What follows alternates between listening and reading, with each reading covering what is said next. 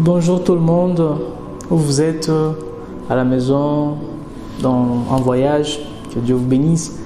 Je viens encore une fois de plus ce matin pour vous parler de la part du Seigneur. Et aujourd'hui, nous allons parler de ces thèmes que vous avez tant entendu au milieu de médias, les réseaux sociaux, à savoir, as-tu consulté l'Éternel? Dieu nous a mis à cœur de parler de ces termes parce qu'il veut que vous compreniez certaines choses qui vont vous aider à aller de l'avant à l'avenir et de faire le moins des erreurs possibles, afin que vous soyez fiers de votre parcours et que vous n'ayez pas trop de choses à vous reprocher. Et avant de commencer, j'aimerais bien qu'on prenne un petit moment de prière. Vous allez fermer les yeux où vous êtes. Nous allons prier pendant un petit moment. Et surtout que cette parole qui sera délivrée aujourd'hui ne soit pas une routine, mais une vraie vie qui produise de vrais résultats dans votre vie et qu'elle pousse à bien réfléchir, à prendre une décision.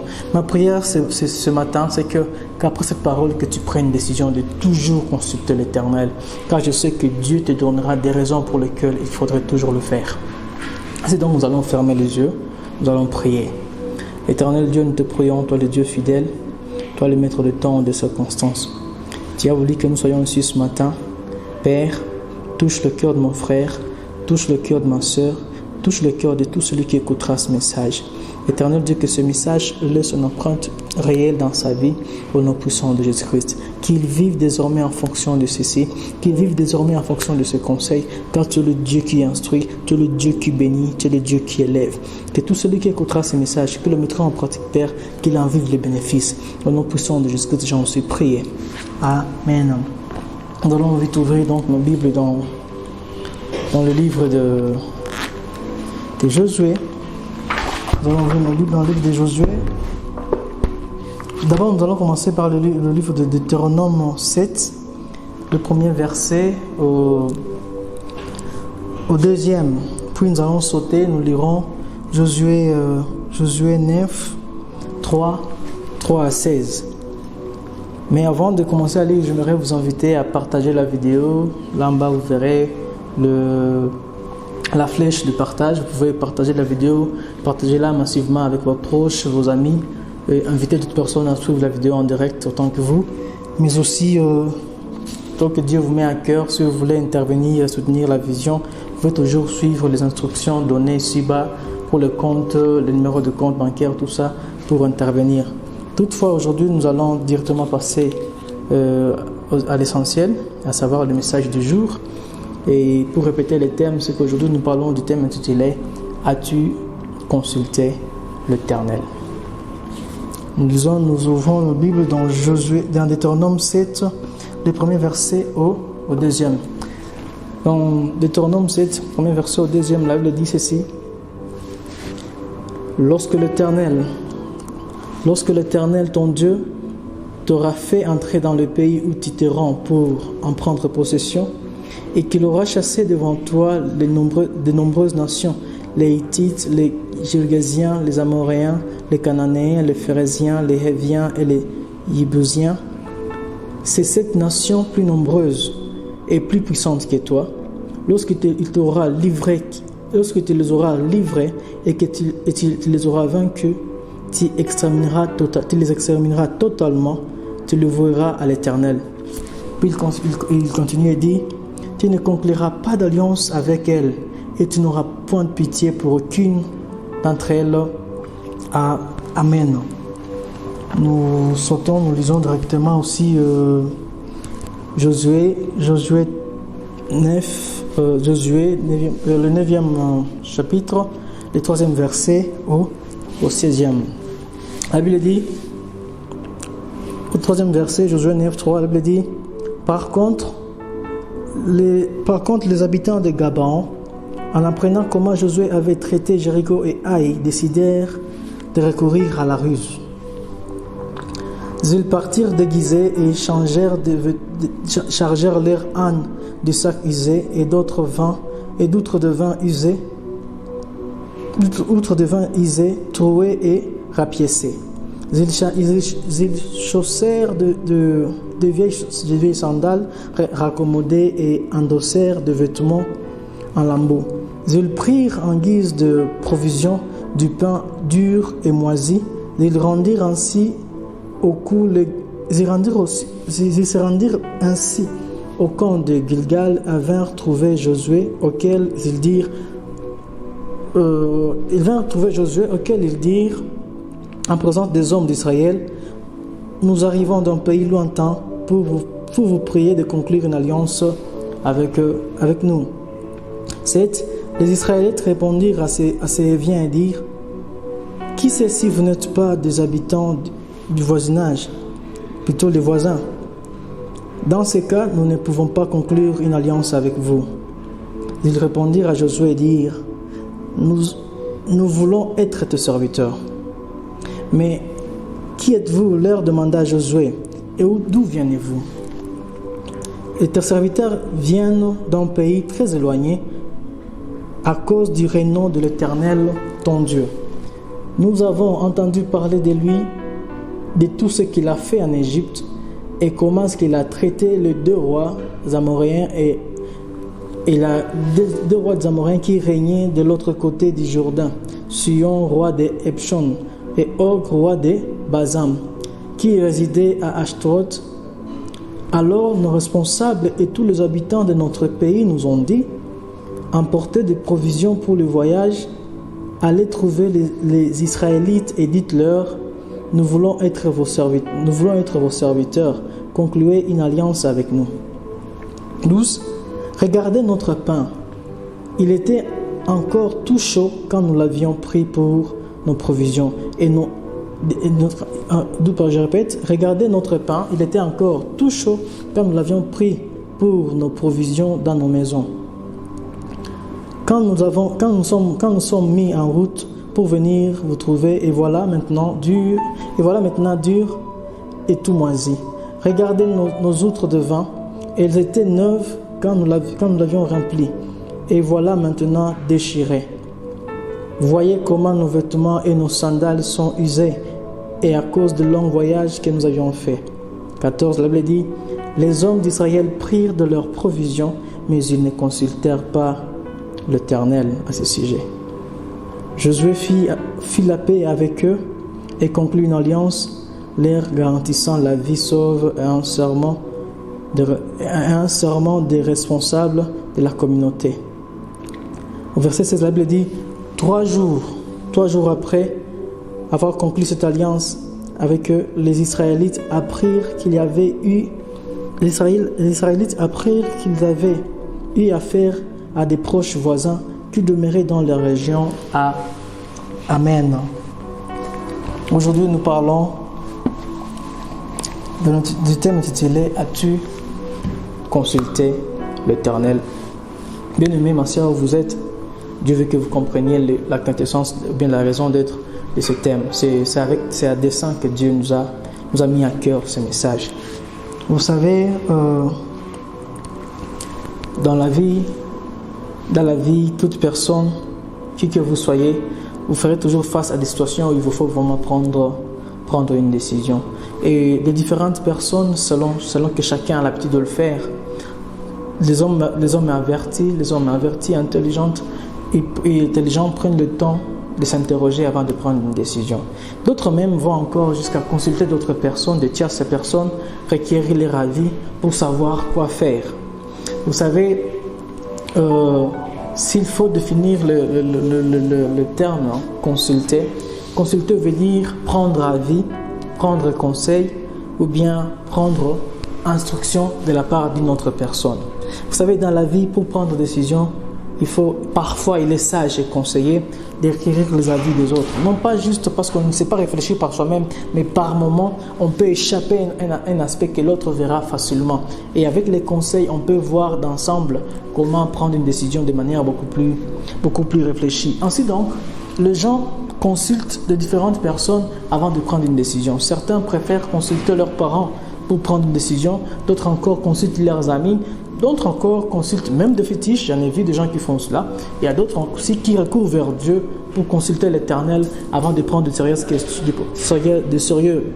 décisions dans leur vie. La question qui se pose aujourd'hui, vers qui ou est-ce que tu vas pour consulter avant de te décider? Aujourd'hui, Dieu m'a envoyé te parler de la nécessité ou bien de l'intérêt de le consulter lui. Vous savez, les gens ont tendance à aller vers Dieu lorsque les choses ne marchent plus. Ils se sont engagés dans des histoires, puis quand ça bâcle, quand ça ne tourne plus bien, maintenant là ils vont vers Dieu. Or, ils auraient dû le faire avant et ça les aurait épargné tous les problèmes qu'ils ont dû connaître par après. Vous savez une chose, c'est que on ne consulte pas Dieu seulement parce qu'on a des doutes. Non. Consulter Dieu, ce n'est pas une faiblesse. D'ailleurs, c'est un point fort. C'est vraiment un secret énorme. C'était le point fort de David d'ailleurs, durant son règne. Consulter Dieu, c'est vraiment quelque chose de précieux. Vous savez, les gens préfèrent consulter Dieu lorsque les choses deviennent compliquées. Mais on ne devrait pas consulter Dieu seulement parce que tu as des doutes. On devrait consulter Dieu même lorsque tu sembles être sûr de ta décision à prendre. Parce que consulter Dieu, c'est vraiment, ça procure plus d'avantages et ça n'a pas de désavantages à ce que je sache. S'il faut évoluer avec ce que Dieu nous a mis à cœur, c'est que vous allez comprendre que en lisant le portion des Écritures que nous avions eu à lire, la Bible nous parle de l'histoire de Josué. D'abord dans le livre de Deutéronome, dans Deutéronome 9, le premier verset, plutôt Deutéronome 7, le premier verset au deuxième, la Bible dit, c'est Moïse qui parle au peuple, il leur dit, lorsque vous aurez conquis ces villes, ces territoires que Dieu vous a promis, vous ne conclurez pas d'alliance avec les nations de cela. Si vous lisez la suite, la Bible dit, au verset 4e, de peur qu'en faisant alliance avec ces nations, que vous ne soyez tentés d'adorer leur Dieu. En tout cas, Dieu était ferme sur ce point-là. Il leur avait interdit de conclure une quelconque alliance avec ces nations-là. L'instruction était telle que, une fois les territoires conquis, ils devaient exterminer ce peuple pour qu'il n'y ait pas de motif de les copier, qu'il n'y ait pas de risque de le copier à l'avenir. Dieu leur a dit, vous allez exterminer ce peuple, le vouer à l'interdit, de telle sorte qu'il n'y ait pas d'alliance entre vous et ces nations. Mais qu'est-ce qu'on va voir au niveau de... Lorsque vous lisez par ailleurs Josué 9, le verset 3e au verset 16, la Bible nous parle d'une réalité qui, personnellement, lorsque j'étudiais cette parole, m'a un peu choqué. Vous savez, après que Josué ait conquis la ville de Haï, l'histoire était, en fait, sa renommée était vraiment répandue. Tout le monde parlait de lui. Au point que des rois se sont réunis, se sont mis ensemble pour faire front commun en face de Josué. Cependant, il y a un peuple, les Gabaonites, qui se sont réunis. Eux, ils ont dit, nous ne saurons pas combattre Josué, son Dieu. Il a un Dieu puissant. Alors, ils ont usé de la ruse. La Bible nous renseigne, là où nous avions lu, qu'ils ont pris des vêtements usés, ils sont revêtus de sandales raccommodées. Ils ont pris le pain, en tout cas sec et pas du tout en état, pour aller dire à Josué que nous venons vers vous pour conclure une alliance. Et c'était une manière de faire en sorte de le faire croire qu'il venait de trop loin. Et lorsqu'ils sont arrivés à Gilgal, là où était le camp des Israélites, ils ont dit à Josué, nous sommes venus pour conclure une alliance. Josué savait qu'il était interdit de conclure l'alliance avec les nations vers où il devait conquérir le territoire. Mais lorsque ce peuple est venu, il s'est fait passer pour un peuple lointain qui venait de loin et voulait conclure une alliance avec les Israélites. La Bible me dit une chose, que Josué a démontré une certaine résistance. Il a dit, si vous êtes nos voisins, nous ne saurons pas conclure l'alliance avec vous. Mais ce peuple a dit, regardez-nous bien. Regardez même nos vêtements, ils sont usés. Quand nous sommes venus, nous étions trop frais. Regardez même la provision que nous avons apportée. Les pains que nous avions apportés étaient tout chauds quand nous sommes venus. Mais le temps que nous avions fait pour venir ici, voici que maintenant le pain que nous avions est tout sec. Et même nos vêtements sont à lambeaux maintenant. Alors, ils ont fait croire à Josué qu'il venait vraiment de trop loin. Et Josué, la Bible me dit au verset 16e, au verset 15e, sans avoir consulté Dieu, Josué va finir par conclure alliance avec eux. C'était quelqu'un de vraiment averti, quelqu'un de vraiment de bonne foi, mais il s'est laissé berner. Il a vu les apparences qu'avaient ces gens et il a cru que réellement ils venaient de trop loin. Il a vu leur provision et ils ont conclu alliance avec ces gens. Et la Bible dit même que le conseil des sages, les vieux dans l'époque, qui constituait sa ceinture ou bien les aînés de cette population d'Israël, ils ont conclu alliance avec les Gabaonites. Et l'alliance stipulait que les Israélites ne devraient pas les tuer, ils devraient les laisser la vie sauve. Alors, qu'est-ce que nous comprenons par là? Qu'est-ce qui a poussé Josué à conclure alliance avec cette nation? Vous savez, mon frère, ma soeur, vous ne devez pas prendre des décisions seulement parce que vous pensez que de par vos analyses, vous êtes suffisamment éclairé. Il est vrai qu'il faut faire des analyses, il faut voir des choses, il faut voir les contours des choses. Mais parfois, tout ce que vous voyez, tout ce que vous croyez avoir vu n'est qu'illusoire. Vous savez, les gens pensent qu'on devrait consulter Dieu seulement lorsqu'ils doutent au fond d'eux. Non. Des fois, le diable vous met dans des circonstances où tout ce qu'il vous montre porte à croire qu'il serait véridique. Mais au fond, ce n'est pas parce que vous pensez avoir confiance à votre décision qu'elle est forcément bonne. Il faut avoir le courage et l'humilité de toujours consulter Dieu, peu importe la confiance que vous avez à l'égard de la décision que vous comptez prendre par vous-même. Le peuple d'Israël avait reçu l'ordre d'exterminer tout le peuple qui ferait face, qui serait à l'air sur leur chemin. Et Dieu leur avait interdit de conclure d'alliance avec ces nations-là. Mais cette nation haïsait des Russes et s'est fait passer pour une nation lointaine. Et Josué n'a pas été assez vigilant, il n'a pas consulté Dieu et il a commis l'erreur de conclure l'alliance avec ce peuple. Vous allez vous rendre compte que ça les a vraiment coûté cher.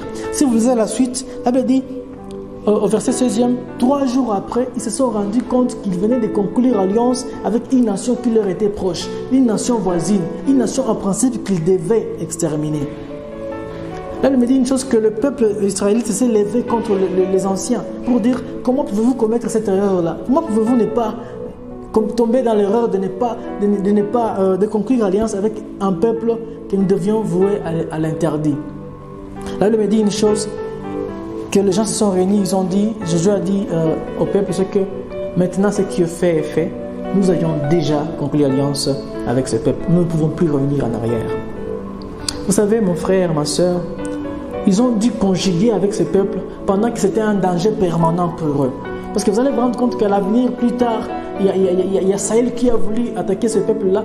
Dieu les a frappés au point qu'au règne de David, il eut une faim.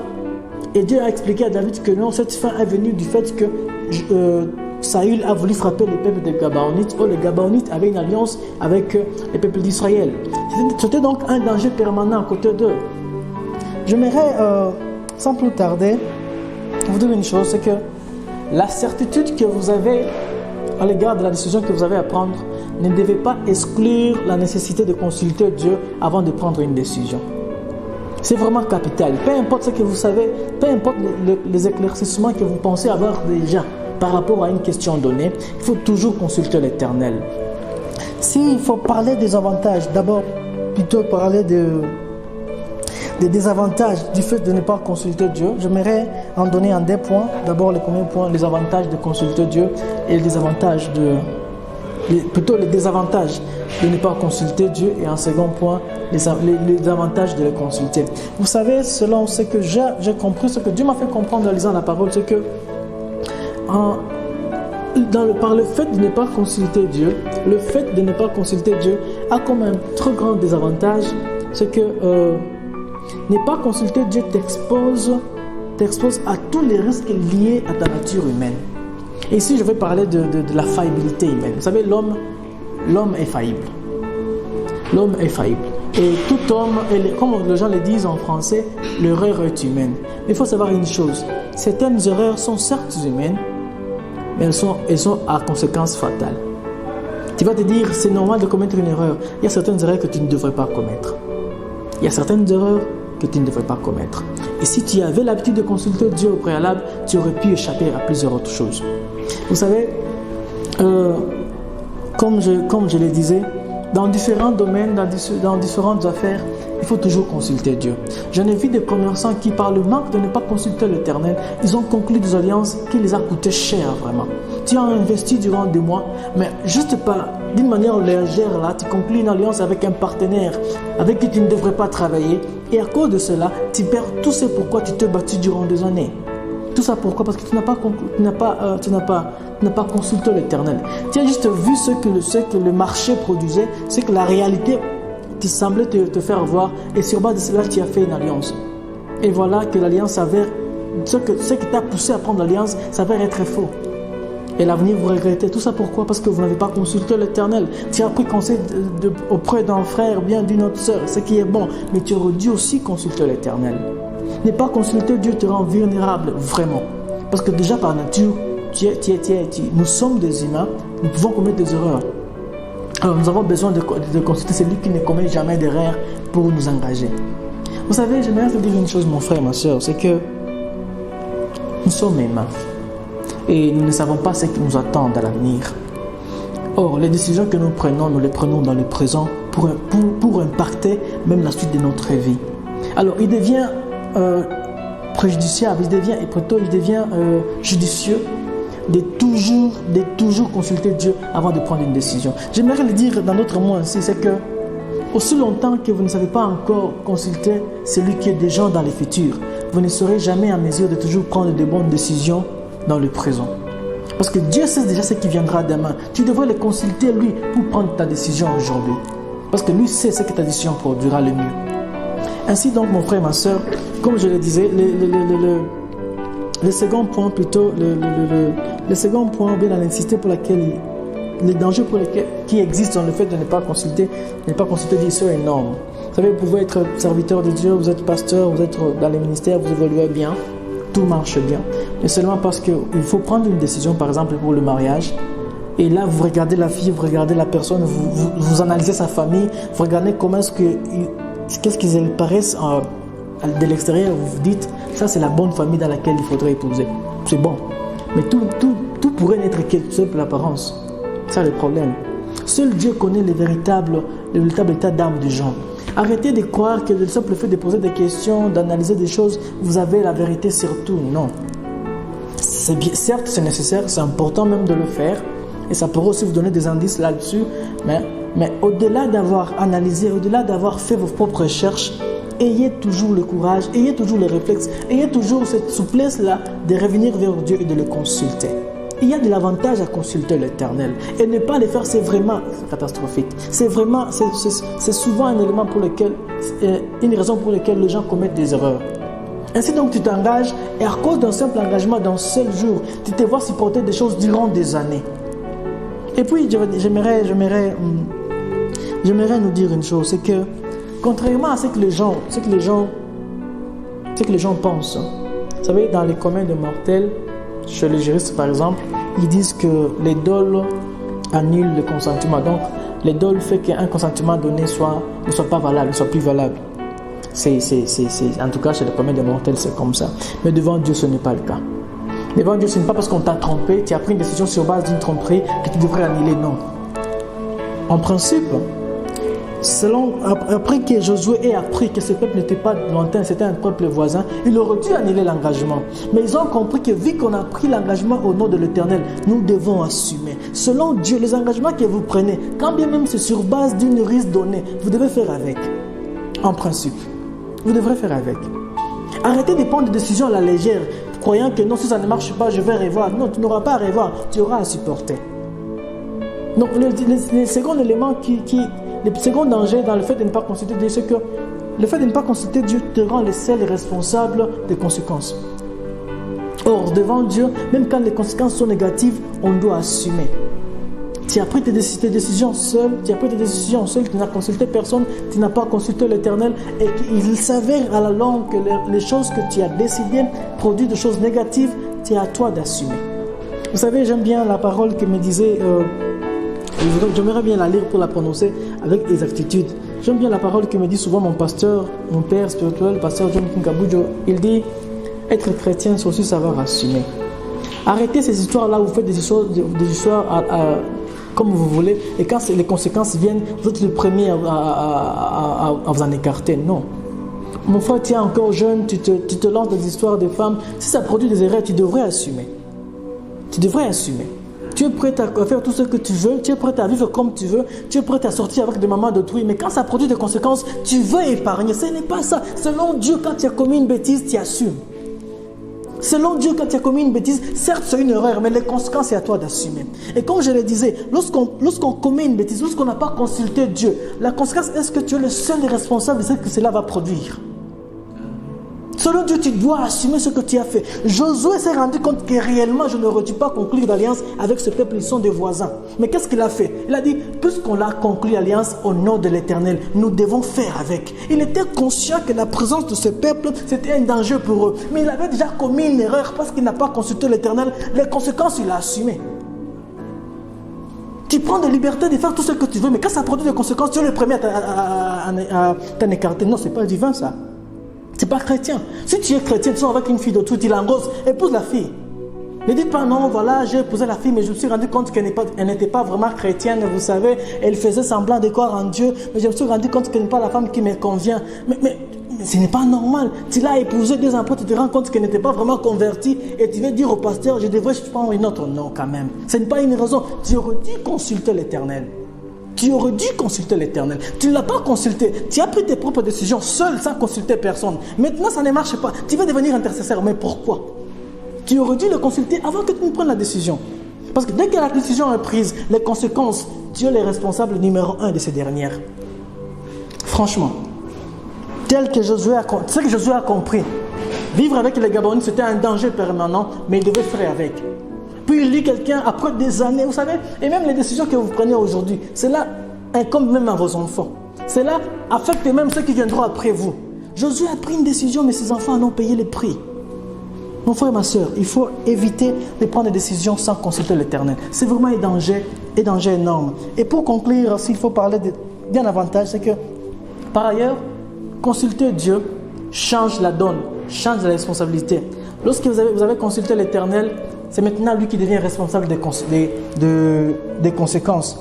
C'est maintenant lui qui prend en charge tout ce qu'il produit. Si vous lisez Genèse 26, 1 à 3, vous allez vous rendre compte que c'est Dieu qui avait donné ordre à son serviteur Isaac de ne pas sortir du lieu. Isaac est resté.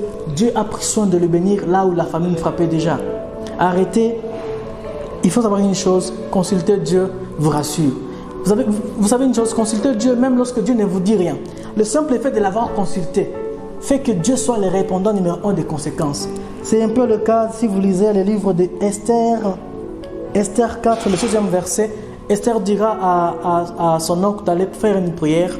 Si vous lisez le livre d'Esther, nulle part Dieu n'avait parlé, nulle part un prophète n'était intervenu, nulle part un message n'était donné, mais Dieu avait pris soin d'intervenir par rapport à la décision qu'ils ont prise. Lorsque vous avez consulté l'Éternel, mon frère, ma soeur, lorsque vous avez consulté l'Éternel, il vous donnera des orientations. Si vous les suivez, vous êtes sauvés. Et s'il s'avère qu'après qu'il vous a donné des orientations, il y a quand même des problèmes, lui-même interviendra pour le prendre en charge. C'est un peu le cas d'Élie. Dieu dit à Élie d'aller habiter près des torrents de Guérit. Dieu lui-même les nourrissait et les corbeaux lui apportaient du pain. Mais après un moment, les torrents étaient secs, étaient desséchés, secs. Il ne savait plus avoir de l'eau. Élie n'est pas devenu intercesseur. Dieu étant responsable de ce qu'il a produit, lui-même est intervenu, il lui a envoyé chez une autre veuve pour qu'il lui mange. De même pour Esther, Dieu n'avait rien dit, mais Dieu était consulté. J'aimerais te dire une chose, mon frère, ma soeur, pour conclure. Le simple fait d'avoir consulté Dieu te garantit du danger. S'il s'avère que Dieu t'a donné une orientation, mais par la suite, il y a quand même des choses négatives. Le Dieu qui t'a donné l'orientation, le Dieu qui t'a permis, lui-même interviendra encore pour y apporter solution. Donc, mon frère, ma soeur, il y a de l'intérêt, nous avons intérêt à consulter l'Éternel. Quand vous avez consulté l'Éternel, même s'il n'a rien dit, mais pour vous que vous l'ayez consulté. Parce que la Bible dit aussi dans le livre de Job, c'est que à vos résolutions répondra le succès. C'est lorsque vous avez consulté l'Éternel que vous prenez une décision et que le succès suit ce que vous avez décidé par vous-même, même si Dieu ne vous a pas donné l'orientation précise. Parce que Dieu est fidèle, il prend en soin ce qu'il a dit. Et si ça ne marche pas, vous direz au moins à l'Éternel, au moins je vous ai consulté. Du coup, c'est à Dieu d'intervenir pour l'avoir consulté. Alors la question est, pour ce que tu veux faire, pour le mariage dans lequel tu veux t'engager, pour le service que tu veux rendre, as-tu consulté l'Éternel? Mon frère et ma soeur, consultez l'Éternel. Que Dieu vous bénisse et ayez le courage de consulter celui qui connaît tout, qui est déjà dans le futur pour garantir votre avenir. Parce que lui vous connaît mieux, il connaît la suite avant que vous n'atteigniez la fin. Ainsi donc, je vais faire une toute prière pour vous fortifier dans ce que vous êtes en train de faire. Et vous d'autres qui avez déjà pris des décisions, intercédez, demandez à Dieu de vous aider. Mais nous allons prier pour toi, ma soeur, qui a encore une décision à prendre. Avant de prendre une décision, consulte l'Éternel. Je vais prier pour toi. Mon Éternel Dieu, dans le nom puissant de Jésus-Christ, je prie pour ma soeur, je prie pour mon frère qui a suivi ce message. Éternel Dieu, il a des décisions à prendre toute sa vie et il est face à des décisions à devoir prendre. Éternel Dieu, donne-lui la grâce, donne-lui les réflexes de toujours revenir vers toi et t'interroger. Si des grands comme Josué peuvent commettre l'erreur de s'en passer, que ma sœur ne tombe pas dans la même erreur. Éternel Dieu, qu'elle sache toujours revenir vers toi et requérir ton avis, requérir ton aval, requérir ton point de vue, afin qu'elle prenne des décisions que toi-même tu connais, que toi-même tu auras accepté. Car dès que tu es informé, dès qu'on t'a consulté, Seigneur Dieu, tu prends en charge les conséquences, tu prends en charge la suite. Au nom puissant de Jésus-Christ, nous prions pour mon frère, nous prions pour ma sœur, que nos décisions désormais viennent de toi. Au nom puissant de Jésus, nous devons aussi prier, que ta sagesse nous caractérise. Au nom de Jésus, nous devons aussi prier. Amen. Merci mon frère, merci ma sœur, que Dieu vous donne la grâce de toujours recourir vers lui et de le consulter avant de prendre une quelconque décision. Même quand c'est petit, Dieu a intérêt et veut intervenir dans ta vie. Il aimerait avoir un mot à dire dans tout ce que tu fais. Ne dites pas que c'est pas toute chose qu'on doit demander à Dieu. Dieu aimerait que tu l'interroges sur tout. Parce qu'il a un mot à dire sur tout. Et vous allez vous rendre compte, si vous prenez cette habitude-là, Dieu aussi prendra l'habitude de vous orienter de manière claire et précise. Que Dieu vous bénisse. Amen. Amen.